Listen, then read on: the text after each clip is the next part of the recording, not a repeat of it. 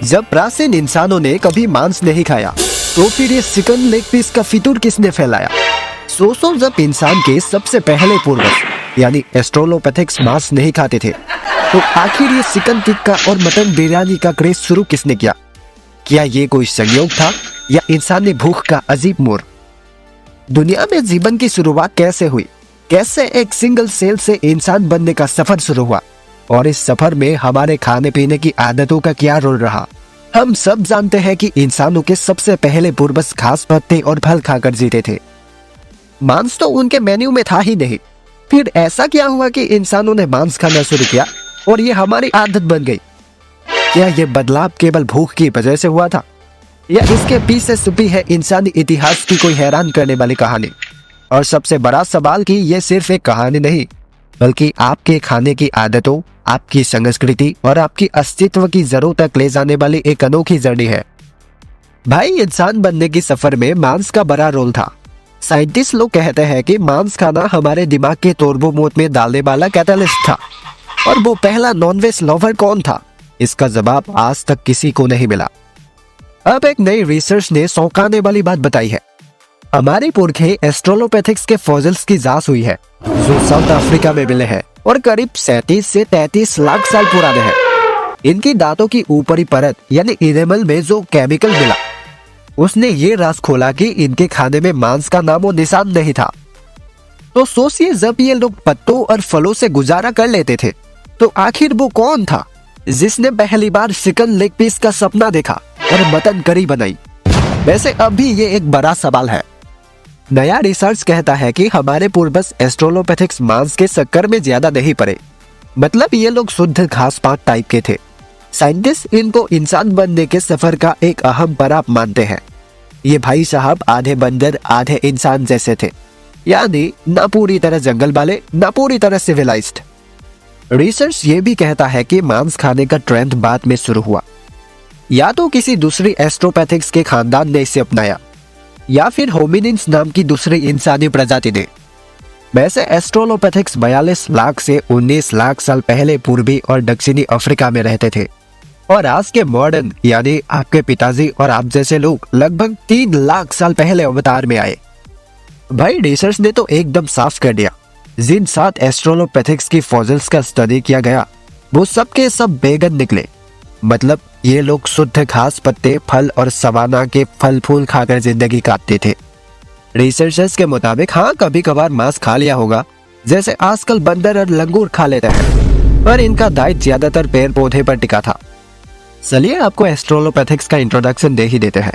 एस्ट्रोलोपैथिक्स सुनने में तो लगता है जैसे कोई साउथ इंडियन डिश हो, लेकिन नहीं भाई, ये तो हमारे प्राचीन पूर्वज थे। सोचो, ये वो लोग थे जो आदम और बंदर के बीच का कनेक्शन थे। ना पूरी तरह बंदर ना पूरी तरह इंसान, आधे अधूरे, जैसे आधा पका पड़ा था। ये लोग करीब 40 से 50 लाख साल पहले घूमते फिरते थे और काम किया करते थे। बस जंगल में घास पत्ते और फल खाते थे। हाँ, मांस खाने की हिम्मत इनकी नहीं हुई। शायद सोचते होंगे भाई, हम पेड़ से गिरकर पहले ही आधे टूटे पड़े हैं, अब मांस खाकर और खतरा क्यों मोल लें।